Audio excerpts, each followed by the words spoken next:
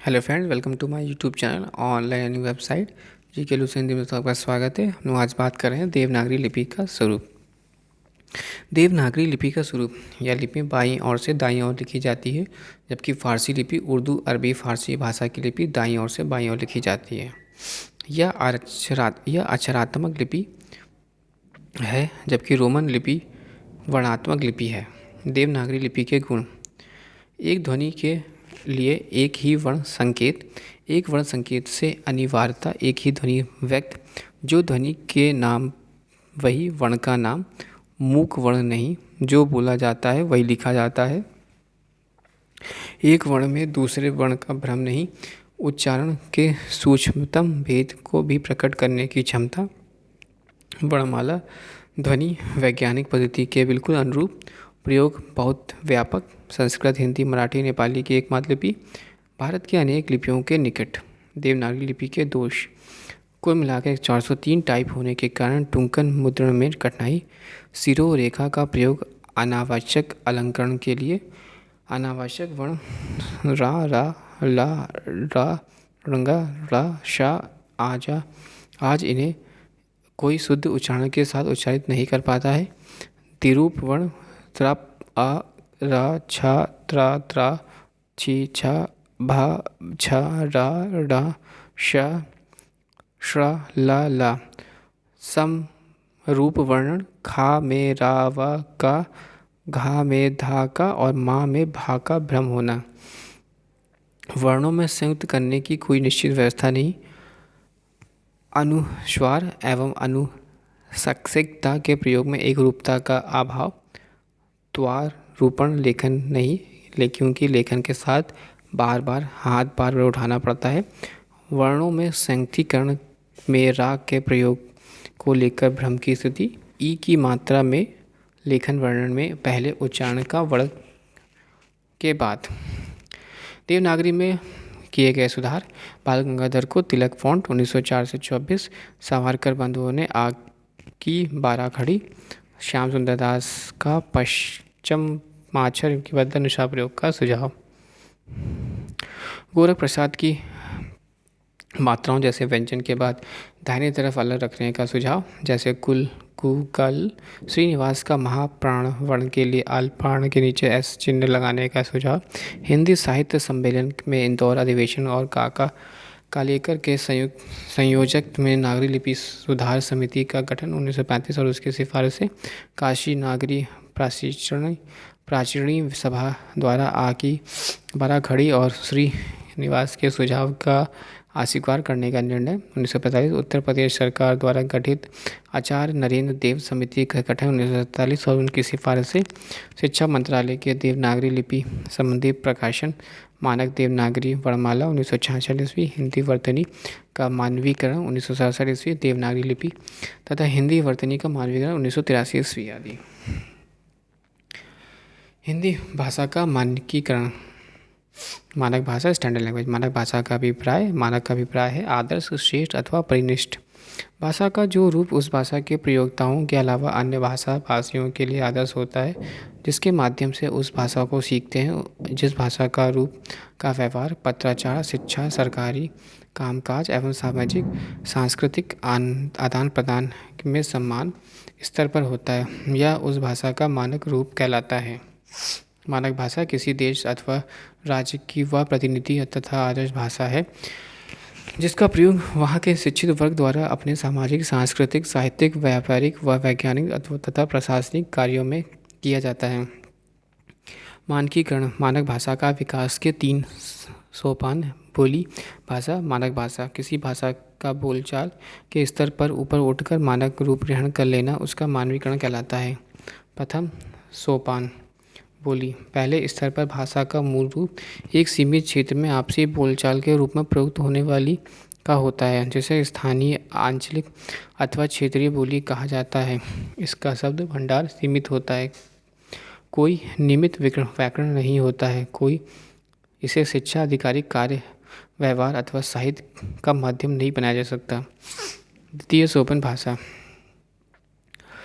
वही बोली कुछ विशेष भौगोलिक, सामाजिक, सांस्कृतिक, राजनीतिक और प्रशासनिक कारणों से अपना क्षेत्र विस्तार कर लेती है, उसका लिखित रूप से विकसित होने लगता है और इसी कारण वह वैचारिक ढांचे से ढलने लगती है। इसका प्रचार, पत्राचार, शिक्षा, व्यापार, प्रशासन आदि में प्रयोग होने लगता है। तब वह बोली न रहकर भाषा का संज्ञा प्राप्त कर लेती है। तृतीय सोपान मानक भाषा। यह एक वह स्तर है जब भाषा का प्रयोग का क्षेत्र अत्यधिक विस्तृत हो जाता है। वह एक आदर्श रूप ग्रहण कर लेती है। उसकी परिनिष्ठता रूप में होता है। उसकी अपनी शैक्षणिक, वाणिज्यिक, साहित्यिक, शास्त्रीय, तकनीकी एवं कानूनी शब्दावली होती है। इसी स्थिति में पहुंचकर भाषा मानक भाषा बन जाती है। उसी को शुद्ध, उच्च स्तरीय और परामर्जित आदि भी कहा जाता है।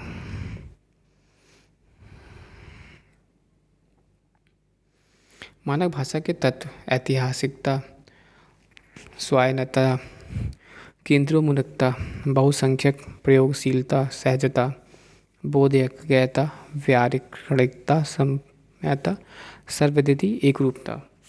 मानवीकरण का एक प्रमुख दोष यह है कि मानवीकरण करने से भाषा में स्थिरता आने लगती है, जिसकी भाषा का गति अवरुद्ध हो जाती है।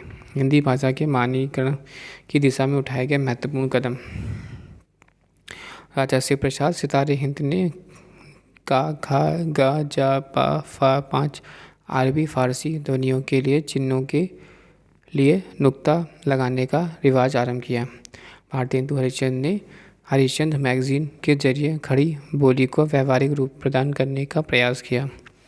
अयोध्या प्रसाद खत्री ने प्रचलित हिंदी को ठेठ हिंदी की संज्ञा दी और ठेठ हिंदी का प्रचार किया। उन्होंने खड़ी बोली को पदभाषा बनाने के लिए आंदोलन चलाया। हिंदी भाषा के मानवीकरण की दृष्टि से द्विवेदी युग 1900 से 20 सर्वाधिक महत्वपूर्ण युग था। सरस्वती पत्रिका के संपादक महावीर प्रसाद द्विवेदी ने खड़ी बोली के मानवीकरण का सवाल सक्रिय रूप से और एक आंदोलन के रूप में उठाया।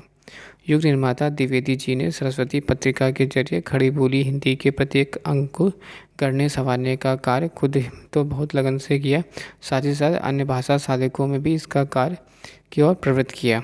द्विवेदी जी की प्रेरणा से कामतर प्रसाद गुरु ने हिंदी व्याकरण के नाम पर एक वृहद व्याकरण लिखा। 5वां छायावाद युग 1918 से 36 व छायावाद युग 1936 के बाद में हिंदी के मानवीकरण की दिशा में कोई आंदोलनात्मक प्रयास तो नहीं हुआ, किंतु भाषा के मानक रूप में अपने आप स्पष्ट होता चला गया।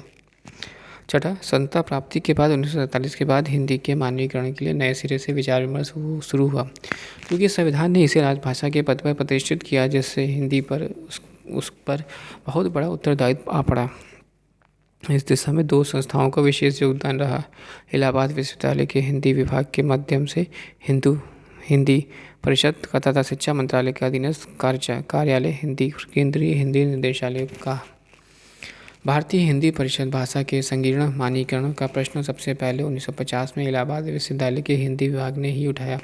डॉक्टर धीरेन्द्र वर्मा की अध्यक्षता में एक समिति गठित की गई, जिसमें डॉक्टर हरदेव बाहरी और डॉक्टर ब्रजेश्वरी शर्मा, डॉक्टर माता प्रसाद गुप्त आदि सदस्य थे। धीरेन्द्र वर्मा ने देवनागरी लिपि चिन्हों में एकरूपता, हरदेव बाहरी ने वर्ण विन्यास की समस्या, ब्रजेश्वरी शर्मा ने हिंदी व्याकरण तथा माता प्रसाद गुप्त ने हिंदी शब्द भंडार का स्तरीकरण विषय पर अपने प्रतिवेदन प्रस्तुत किए।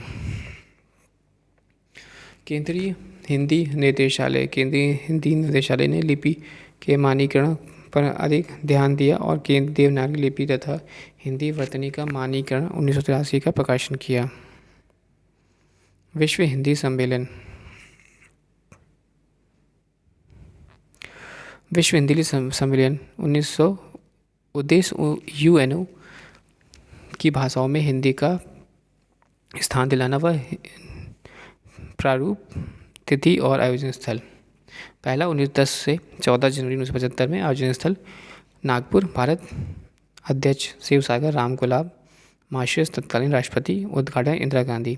दूसरा 28 से 30 अगस्त 1976 पोर्ट लुई, मॉरिशस। क्रम, तिथि और आयोजन स्थल। तीसरा 28 से 30 अक्टूबर 1983 नई दिल्ली, भारत। चौथा 2 से 4 दिसंबर 1993 पोर्ट लुई मॉरिसस। 5वां 4 से 8 April 1996 port of Spain Trinidad and Tobago. 6वां 14 से 18 सितंबर 1999 लंदन ब्रिटेन। 7वां 5 से 9 जून 2003 पारामिम्बो सूरीनाम।